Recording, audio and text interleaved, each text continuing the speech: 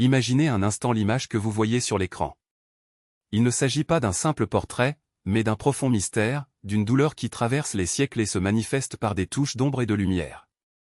On dit que tel est le vrai visage de l'imam Hassan al-Askari, que la paix soit sur lui, et qu'il repose aujourd'hui dans la mosquée Al-Salah à Najaf, en Irak. Un lieu sacré, où, selon les traditions, sa tête sacrée fut déposée pendant de brefs instants après le martyre de Karbala. Mais ce qui est le plus intrigant est celui-ci, un artiste inconnu, dans un geste presque surnaturel, aurait peint ce portrait exactement à l'endroit où se trouvait la tête de l'imam. Comment a-t-il fait? D'où est venue l'inspiration? Et pourquoi, encore aujourd'hui, cette image est-elle conservée avec tant de dévotion? Est-ce juste une œuvre d'art ou y a-t-il quelque chose de plus derrière, une vérité spirituelle qui transcende le temps? Dévoilons cette histoire ensemble, étayée par des documents historiques, des rapports fiables et des preuves qui éclairent les faits. Après tout, la vérité mérite d'être connue dans son essence, sans voile ni distorsion. Alors suivez-moi jusqu'à cet instant sacré, où la terre s'inclinait en signe de révérence et où le silence de Karbala résonnait à travers le désert. Allons sur le champ de bataille où la douleur est devenue un héritage éternel. Avez-vous déjà été dans un endroit où l'air semble chargé de prières, où les murs tremblent avec la force de la foi et où le vent murmure d'anciens secrets? Ce n'est pas une légende, mais la réalité. La mosquée Al-Salah en Irak n'est pas seulement un monument historique, c'est un témoignage vivant de la tragédie de Karbala. Là, entre ces murs, se trouve une image que beaucoup pensent être le véritable visage de l'imam Hassan al-Askari. Mais comment est née cette peinture? Et pourquoi son authenticité suscite-t-elle encore des débats houleux? Revenons au 10 Muharram, le moment le plus sombre de l'histoire islamique, lorsque les meilleurs hommes de la terre, petits-enfants du prophète Mahomet, que la paix soit sur lui, ont été brutalement assassinés dans le désert brûlant de Karbala.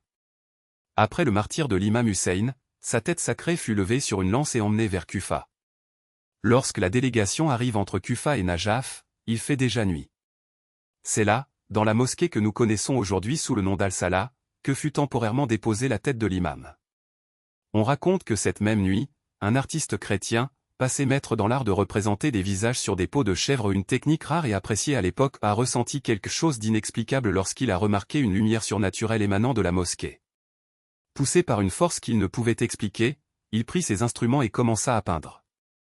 Pas avec les yeux, mais avec le cœur. Lorsqu'il eut terminé, il fut surpris de constater que le portrait était complet, comme si des mains invisibles avaient guidé les siennes. L'image révélait un visage illuminé, d'une beauté qui transcendait les capacités humaines. L'artiste, submergé par une émotion bouleversante, se serait exclamé « C'est le vrai visage de l'imam ». Et, converti à ce moment-là à l'islam, il offrit le tableau à l'imam Zain al-Abidin, fils de l'imam Hussein, comme symbole de la vérité divine. Depuis lors, l'image est conservée dans la mosquée, où les pèlerins la contemplent avec dévotion, en pleurant et en priant, car là, dans ce même endroit, reposait la tête sacrée de l'imam. Mais l'histoire ne s'arrête pas là. Des siècles plus tard, lorsque les armées européennes envahirent l'Irak, des experts en antiquité apportèrent le tableau en Europe. Aujourd'hui, il serait exposé dans un musée de Rome, sous le nom de visage antique ou visage millénial. Pour les chiites, cependant, l'image originale reste à Najaf, tandis que les copies répandues à travers le monde seraient des reproductions réalisées à partir de l'original. D'autres cependant remettent en question son existence, arguant que l'art du portrait n'était pas encore développé à l'époque. Et il y a encore ceux qui prétendent que lorsque la tête de l'imam a été amenée à la mosquée, les colonnes ont tremblé, l'air s'est rempli de murmures et l'un d'eux s'est incliné seul, comme en signe de révérence. Cette colonne est encore visible aujourd'hui, intacte, comme signe de la présence divine. On raconte également que lorsque le corps de l'imam Ali al-Rida a été transporté à Najaf, le cortège a traversé la mosquée en silence et tout le monde a ressenti une paix inexplicable dans l'air. Ce tableau est-il authentique? Existe-t-il vraiment à Rome? Les réponses ne seront peut-être jamais définitives, mais une chose est sûre, le souvenir de l'imam Hussein et de sa famille continue de vivre dans leur cœur.